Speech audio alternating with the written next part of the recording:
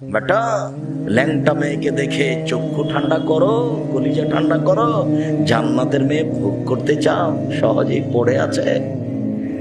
আল্লাহ challenge করে বলেছেন, আমার জান্নাতের মেয়েদেরকে পুরুষ কোনোদিন স্পর্শ করেনি, জিন কোনোদিন স্পর্শ করেনি। ওরাই এত সুন্দরী, ওরাই এত সুন্দরী, ওরাই এত সুন্দরী। ওদেরকে দেখে মনে হবে ঝিনুকের মধ্যে লুকানো মুক্তা।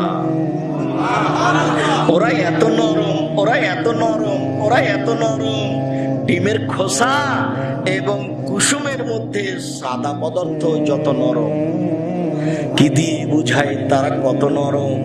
আল্লাহ বলছেন তাদের মাথার চুল হবে কুচকুচে কালো, তারা হবে সমবয়সের। রাসূল সাল্লাল্লাহু আলাইহি ওয়াসাল্লাম বলেন তাদের মাথায় হবে কোকড়া কোকড়া কুচকুচে কালো চুল, তাদের নাক হবে লম্বা সরু, তাদের পরনে থাকবে কাপড়, যেই কাপড়ের ভিতর দিয়ে পায়ের ভিতরের নাসিকা দেখা যাবে।